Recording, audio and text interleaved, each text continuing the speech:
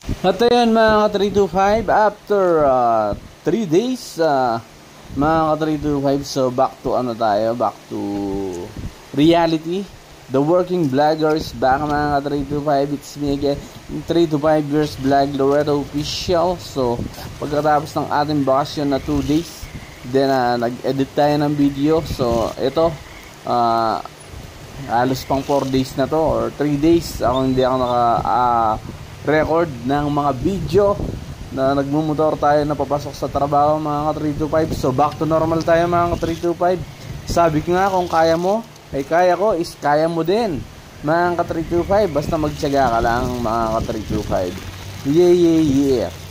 So ngayon magpo-focus muna tayo sa trabaho dahil matagal tayong hindi magbabakasyon yan mga ka-325. Yeah. Tayo muna ay mag-ipon naman ulit mga ka-325. Sabi ko nga, dahan-dahan lang. Pag may pangarap ka or may target ka mga ka-325, tiyagain mo lang mga ka-325 at makukuha mo yan, diba? Basta mag-ipon ka lang dahan-dahan, then hindi mo alam pagdating ng panahon or oras mga ka-325, meron kang bubunutin. At kung gusto mo mag-relax, makakapag-relax ka anytime mga ka-325, diba? So ganun pa rin, mangarap pa rin tayo, magsipag pa rin tayo sa trabaho mga ka-325, kasi wala naman ibang gigilos kundi tayo lang din mga ka-325.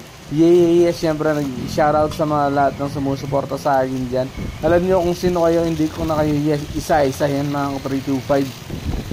Basta malaging pasalamat ko sa inyo. Kung wala kayo, hindi rin ako magbablog dahil kayo ang motivate sa akin. At the same time, motivate ko rin kayo sa inyong araw-araw na gawain mga ka-325.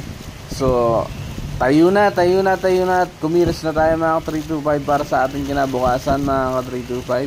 Yeah, dahil yung pangarap mo ay madaling makuha yan basta kumilos ka. Samahan mo ng sipag dahil ang pangarap mo ay hindi makuha ng mabilisan.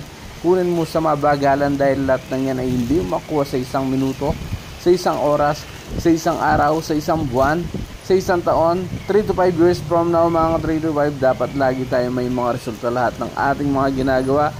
Then enjoy lang natin ang buhay mga ka-325. Yeah, maraming salamat and happy viewing and watch until the end. Yeah.